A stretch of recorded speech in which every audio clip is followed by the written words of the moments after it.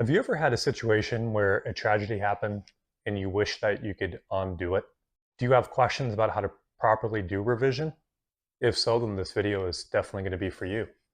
Today's topic is on how I saved a child's life using the pruning shears of revision by Neville Goddard.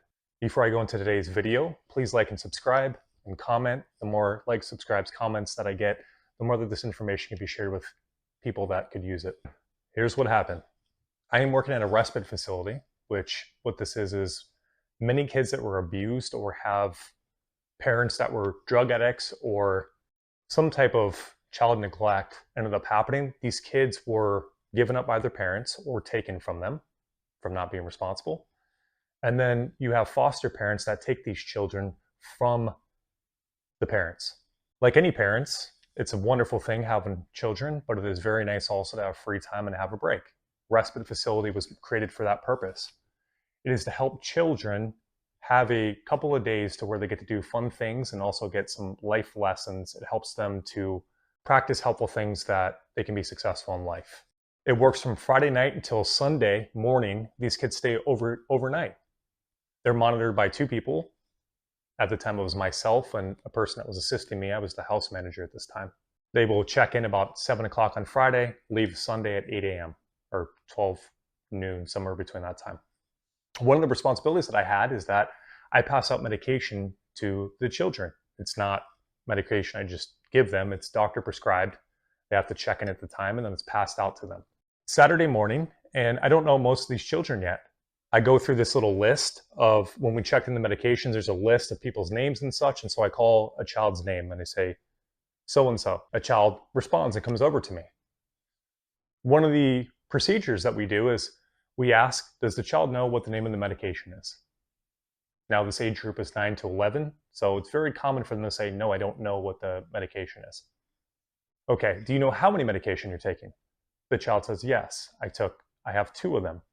That was correct. Now mind you, it's in a cup that I'm holding in my hand, so there's no way for the child to see this. Then I ask him, do you know what color the medication is? He says, yes, it's an orangish pink. Both medications happen to be orangish pink. They were Adderall and another narcotic I don't remember the name of. I hand the kid his medication. He goes back over to the couch. I call the next kid up, do my next 4 or so. About 2 hours later, we're at the museum and it's time to pass out medication again. I'm calling the same kid that I gave the medication to earlier, and he's not responding. And I'm like, I could have sworn that was that kid's name I gave medication to. I kept calling the kid's name until finally a kid responded. And I made sure again he knew what medication he was taking. That was it. I'm starting to think though, and I'm like, I could have sworn that I gave medication to a different kid, but I'm not exactly sure. Then panic started to set in. We're back on the van at this point, going back to the respite facility. And I'm panicking. I'm like, oh no, this kid took a very high level of medication. They're both narcotics. This kid is 9 years old and weighs 60 pounds, 70 pounds. This is a lot of medication for a small child. This could be tragic. The first thing that came to my mind was to revise the situation. What I did was this. I calmed myself as much as humanly possible. I'm sure you can imagine that was not a very easy situation to calm myself in, but I calmed myself enough to where I could see my vision was clear in my mind's eye. I saw myself sitting back in the chair where I pass out the medication. I saw the correct kid coming to me and I held the medicine. I asked him the correct questions. He answered them. And then I passed him the medicine and he took it.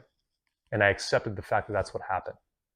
I redid this 10 times until I was assured that's what happened. Now, I still did take action in the 3D because although I believe in the law wholeheartedly, I didn't want the kid to die from taking medication.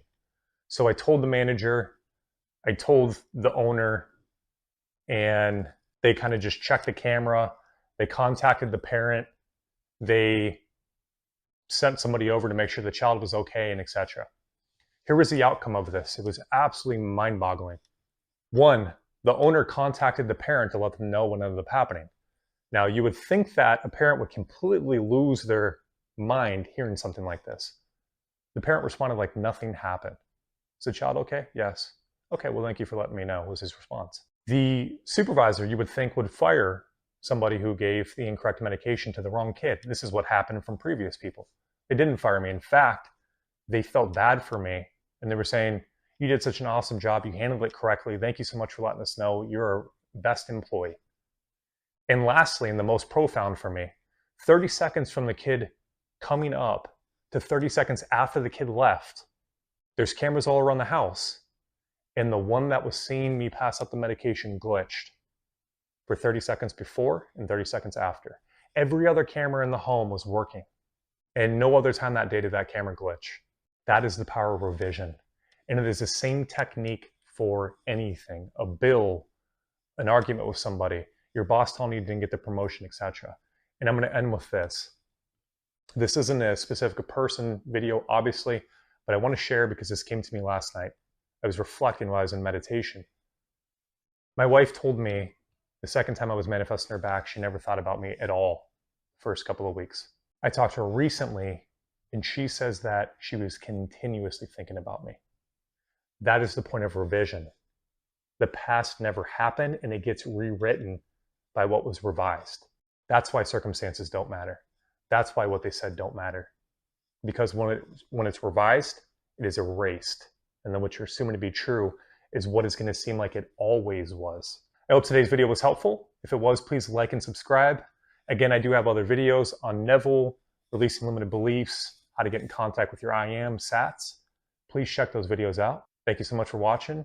Take care, guys.